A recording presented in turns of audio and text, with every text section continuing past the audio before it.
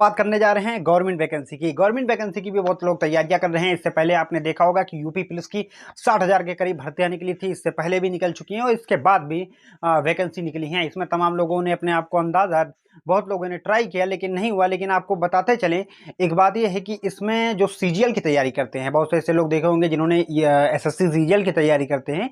उसमें बहुत से लोग ऐसे थे जिन्होंने यूपी पुलिस में भी फॉर्म डाला था और उनका सिलेक्शन हो गया। क्योंकि अगर सिलेबस की बात की जाए तो एसएससी सीजीएल की थोड़ी हार्ड होती है यूपी पुलिस के अकॉर्डिंग अगर देखा जाए। तो जो यूपी पुलिस की तैयारी कर रहे थे वो तो निकले हैं, लेकिन जो छूट गए थे, लेकिन ज़्यादातर ये अनुमान से भी पता लगा है और तमाम लोग जान पहचान के भी उनसे भी मालूम पड़ा है कि जो एसएससी सीजीएल की तैयारी कर रहे थे उनका इसमें ज़्यादा निकला है। लेकिन इसी के साथ अब सीजीएल के जो थे यूपी पुलिस में उनकी नियुक्ति हो गई है, भर्ती हो गए हैं। उनकी जो है ट्रेनिंग भी होने वाली है 16-17 के करीब।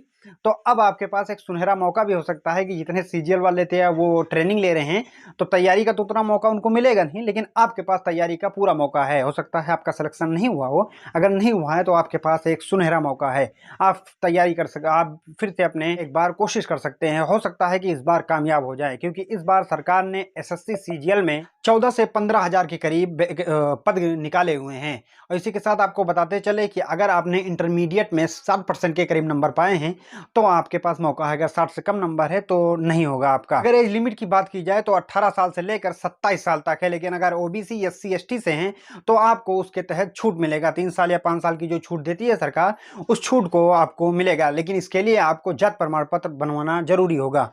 और अगर आयु सीमा की बात की जाए कि आयु सीमा की गणना कैसी की जाएगी, तो 1 अगस्त 2025 के अनुसार आयु सीमा की गणना की जाएगी। और एग्जाम पैटर्न का बात करें तो टीयर 1 में एग्जाम होगा, उसके बाद टीयर 2 में एग्जाम होगा, इसके बाद फाइनल जो रिजल्ट आएगा वो निकलेगा। अगर फीस की बात की जाए तो ईडब्ल्यूएस ओबीसी और जनरल का 100 रुपये और एससी एसटी महिला का फ्री है। अगर आप भी करना चाहते हैं आवेदन तो आप इसकी वेबसाइट पर जाकर आवेदन कर सकते हैं। इसकी वेबसाइट ssc.government.in है, जिस पर जाकर आप ऑनलाइन आवेदन कर सकते हैं। आवेदन की तिथि 9 जून से लेकर 4 जुलाई तक है। अगर सैलरी की बात की जाए तो 25,000 से लेकर 1,40,000 रुपए तक है।